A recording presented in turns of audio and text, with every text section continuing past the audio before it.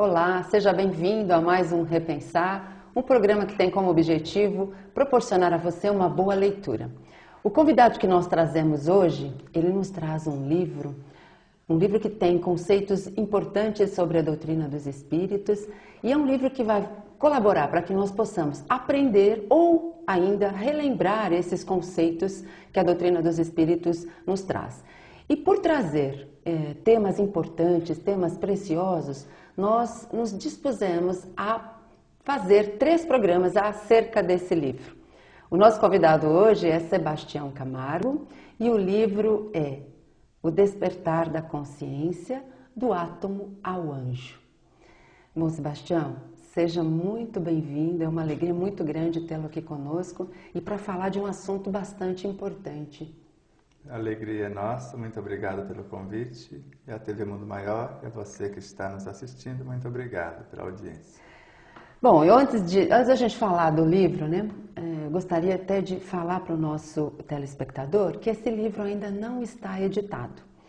Ele está preparado, eu tive a grata satisfação de lê-lo antes de ser editado e nós estamos, Sebastião especialmente, está à procura aí de uma editora que se proponha a lançar esse livro, porque é um livro bastante importante, porque ele traz conceitos da doutrina espírita, ele fez uma coletânea, Livro dos Espíritos e outros autores que já comentaram sobre o Livro dos Espíritos, ele dá para nós uma coletânea facilitada. Ele não falou tudo, mas ele facilitou o entendimento dessas leis que regem a vida, que regem todo o universo.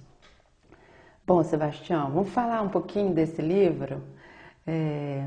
Apesar dele ainda não estar aqui nas mãos da gente, mas logo logo ele vai estar, né?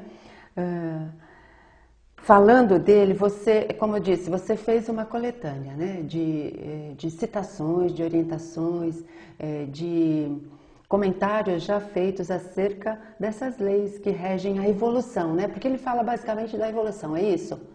Exatamente. A partir da ideia inicial de Miramês na obra Segurança Mediúnica e da obra de Leon Denis, tanto na obra No Invisível quanto O Problema do Ser, do Destino e da Dor, ele recomenda que o estudante interessado na verdade deve buscar em todas as fontes, até porque é o que está na codificação em todas as obras.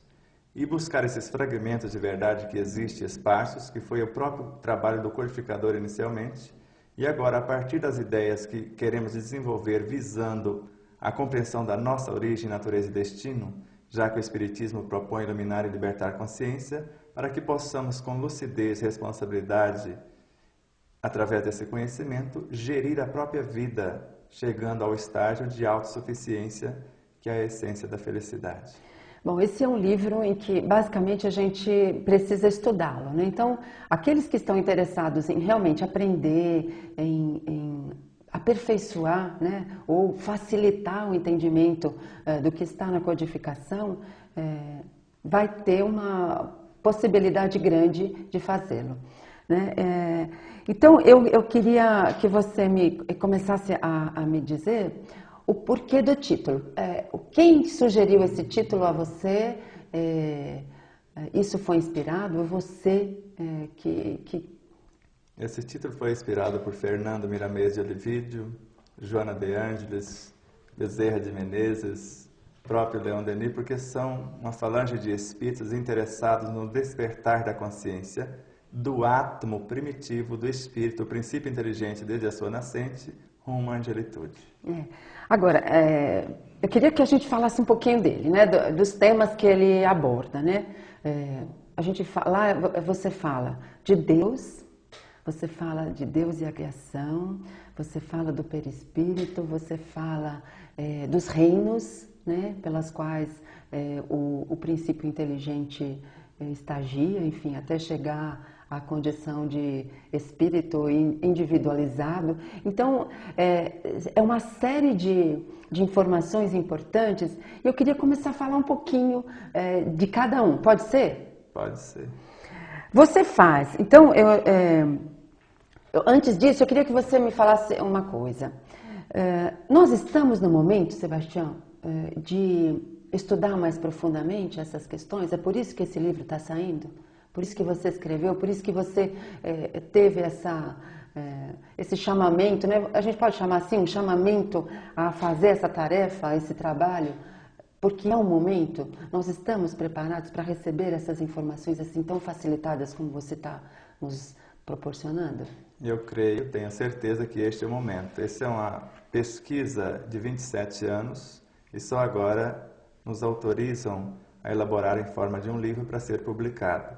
Até porque o convite ao mundo de regeneração que está aí para que possamos nos regenerar, ele vem acelerar o processo do autoconhecimento, do autodescobrimento, do auto-amor, da autorrealização, visando a autoiluminação. Bom, como você mesmo falou, é uma pesquisa, então são várias citações. Eu queria começar por algumas delas. Por quê? Eu acho que quando a gente começa a ler o livro, dá uma sensação para você, pelo menos foi a que eu senti, de querer falar ao mundo das coisas que eu estava lendo. E ao mesmo tempo, algumas coisas chamavam a atenção para as dificuldades que eu tenho no meu dia a dia, no meu viver, no meu conviver, né? Então, algumas situações foram assim muito marcantes, né, para mim. Eu acho que cada pessoa que tiver a oportunidade de ler esse livro vai ter aí, cada um vai ser tocado naquilo que mais necessita, o que mais lhe agrada, né? Então, a primeira que me chamou a atenção, até porque nós estamos vivendo um mundo de violência em que as pessoas dizem, parece que tudo está piorando, né, ao invés de melhorar, é aquela que diz assim, só existe um mal a temer, aquele que ainda existe em nós.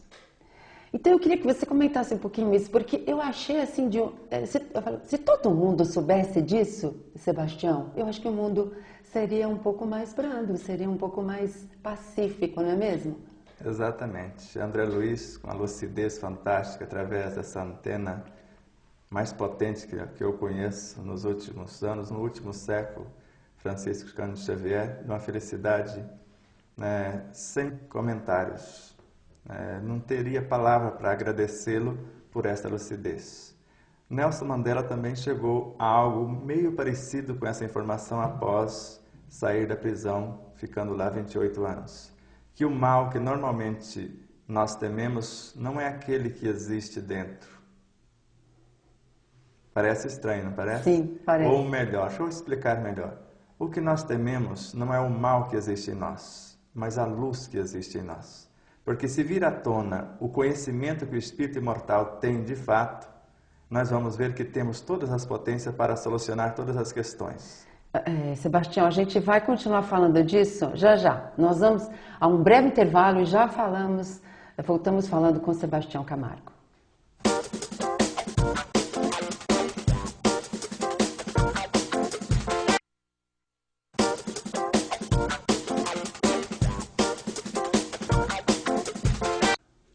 Estamos de volta com o Repensar. Hoje o nosso convidado é Sebastião Camargo e nós estamos no primeiro programa de uma série que nós nos dispusemos a fazer sobre o livro O Despertar da Consciência, do Átomo ao Anjo. Um livro que você já nos ouviu dizer que ainda não está editado, mas que em breve estará. Se você tem a possibilidade ou se você conhece alguém que esteja interessado em lê-lo, para conhecê-lo e até mesmo para editá-lo, entre em contato conosco, repensar@tvmundomaior.com.br. Bom, Sebastião, você estava falando daquela frase extraordinária, né? Que eu acho que muitas pessoas vão até compreender um pouco mais esse mundo de violência com a explicação que você vai nos dar, né? Essa coisa de deixa eu ler. Só é feliz quem é não, essa outra. Só existe um mal. Só existe um mal a temer, aquele que existe dentro de nós, né? Eu achei essa frase extraordinária e merece uma reflexão grande para a gente mudar esse mundo que nós estamos vivendo. A mudança do mundo começa com a nossa mudança, né? A gente está sempre esperando a mudança do outro. E começa pela nossa, não é mesmo? Exatamente. Joana de Angelis, na obra Ao Encontro da Paz e da Saúde, ela mostra que alguém que está desperto pode nos acordar com seus exemplos. Mas quando a pessoa nos incomoda por saber mais do que nós ficamos desconfortados e achamos que a pessoa não merece ficar no mesmo terreno que nós e temos a pessoa às vezes como adversário. Então, quando ela nos incomoda, nos chamando à mudança com o seu exemplo, é hora de exercermos o nosso direito e exercitar a humildade, desejando copiar os exemplos desse personagem para que possamos, por nossa vez, construir uma nova realidade. Quando nós estamos despertos, de fato, e vemos a dificuldade do outro no silêncio, sem uma palavra sequer, mas apenas com os nossos exemplos nós podemos acordá-lo, porque nós não queremos devassar o seu universo íntimo para divulgá-lo, mas sim colaborar com o que for possível de nossa parte para que ele também se ilumine e liberte por sua vez. Então, eu insisto ainda nessas citações, né, que tocaram muito a minha sensibilidade, enfim, a minha emoção, né, porque eu acho que são dessas pequenas citações que a gente vai começar a se interessar pelas grandes questões, né? Pelos conceitos mais elaborados que a doutrina nos traz, né? Tem um outro aqui que diz assim: só é feliz quem é livre e só é livre quem assume responsabilidade. E até está como uma frase sua e do Fernando Miramês de Olivídio, é isso mesmo? Exato. É uma outra coisa que eu acho que também tem uma importância muito grande no nosso bem viver e no nosso bem conviver, né? Só é feliz quem é livre. Eu acho que as pessoas ainda não têm um entendimento correto do que seja ser livre, né, Sebastião? Exato. Ainda estão sobre a injunção do livre-arbítrio, onde nós temos dois mecanismos de escolha, o bem ou o mal, ou certo e errado e etc. Porque Jesus diz: eu só faço a vontade do meu Pai que está no céu. Se ele tinha livre-arbítrio ou liberdade? Sim. Só é feliz quem é livre para fazer somente o bem que nos faz bem. Se nós identificarmos em nós algo que nos desconforta em qualquer nível, estágio ou instante de nossas vidas, basta eleger uma nova ideia, uma nova etapa e não se envergonhar desses conteúdos. Porque se o mal que me prejudica é aquele que está dentro de mim por ignorância dessa realidade, Joana de Angelis traz uma contribuição fantástica na obra Em Busca da Verdade, dizendo que não há nada de promíscuo ou inferior dentro de nós, mas alguém ou algo que precisa ser orientado, esclarecido, onde ela pede para que conversemos com as nossas imperfeições morais, ou com as células, os órgãos, redirecionando esses conteúdos para uma sublimação integral.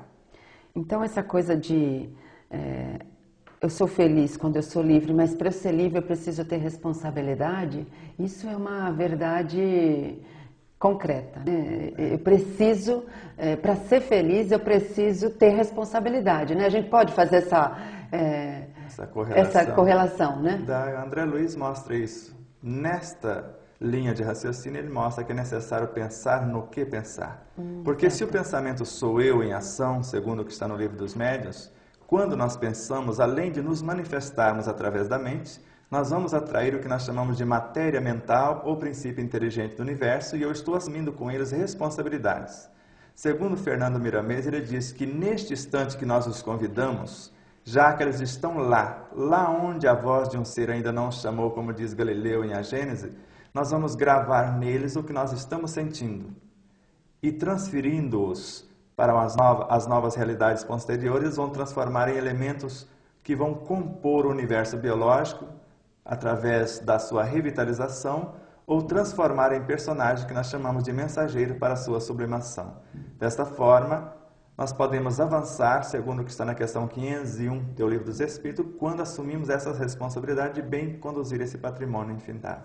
Bom, tudo isso que você está falando para nós está lá no livro, né, Sebastião? Então, exatamente, as pessoas que estão nos assistindo, elas vão falar: nossa, mas será que eu vou encontrar tudo isso no livro? Vai encontrar tudo isso, né? Inclusive, todas essas explicações. Exato. O conteúdo de todas as séries da TV surgiu do interior do livro. Certo. Quanto mais forem os vossos conhecimentos, mais fáceis e mais perfeitas serão vossas obras. Aqui é a importância do conhecimento, né?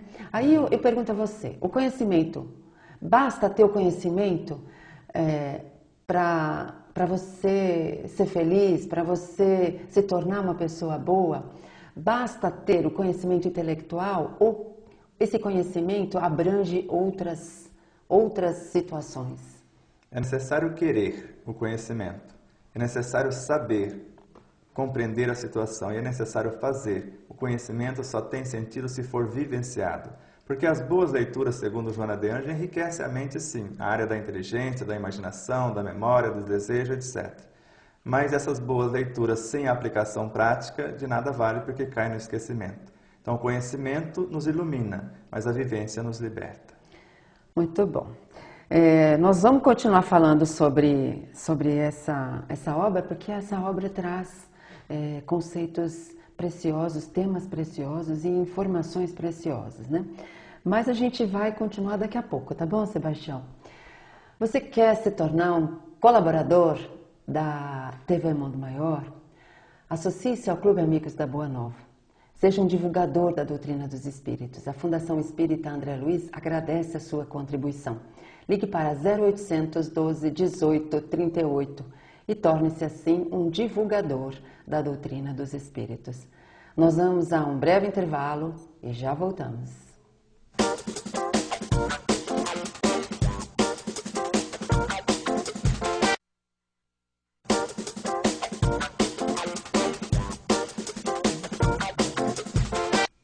Estamos de volta com o Repensar. Hoje nós estamos comentando o livro O Despertar da Consciência, do Átomo ao Anjo, e nós estamos aqui conversando com o seu autor, que é Sebastião Camargo. Bom, Sebastião, a gente está falando da importância do conhecimento, né? Dessas citações que você faz no livro, mas essencialmente o livro tem como objetivo mostrar, né, essa trajetória do átomo, né, do princípio inteligente, do átomo até o anjo, o arcanjo, né? E aí eu pergunto a você, será que nós já temos uma noção clara do que é a vida, do que é a nossa vida, do que somos, quais são as nossas potencialidades, de onde nós viemos, como nós fomos criados?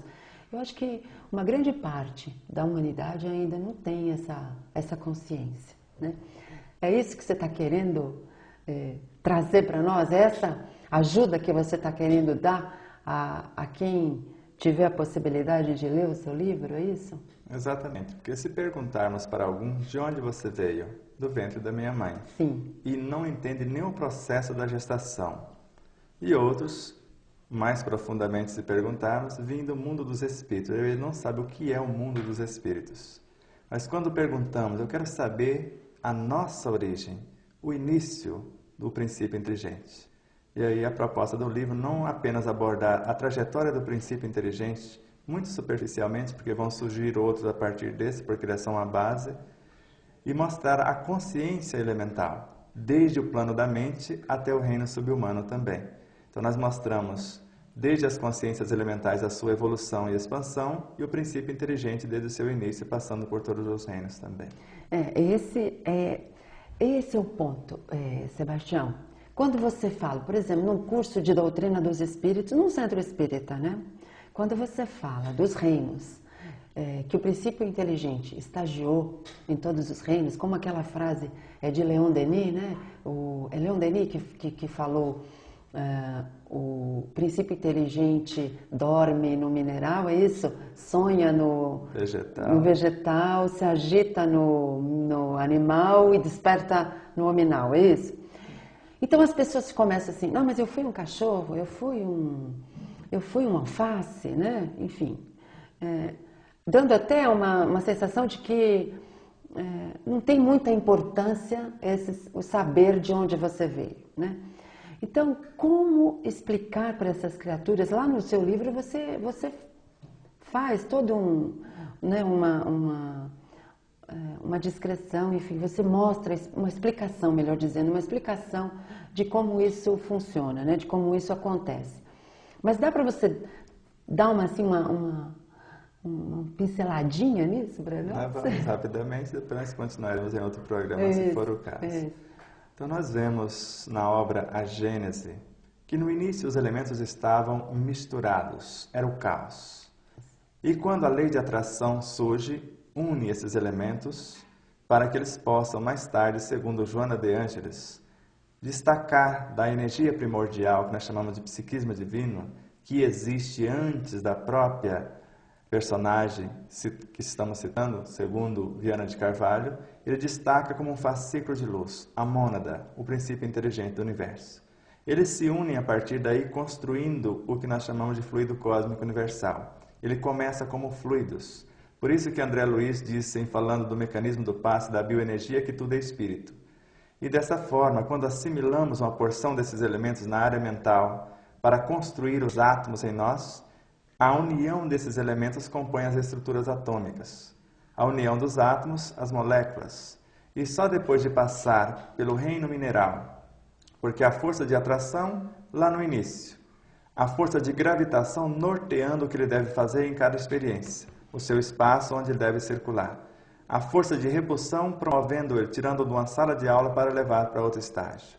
E o ensaio desse elemento para a vida, já que vida é desde o plano da mente até o reino humano, porque o espírito não é um ser vivente, mas sim vivificante, como diz Paulo de Tarso, nós vemos que a partir da lei de atração, gravitação, repulsão, da força centrífuga, centrípeta, da luz, calor e todas essas demais, ele chega após uma infinidade de transformações a ser consciência no reino mineral, e a partir destas forças ele começa a aquisição da sensibilidade ainda neste.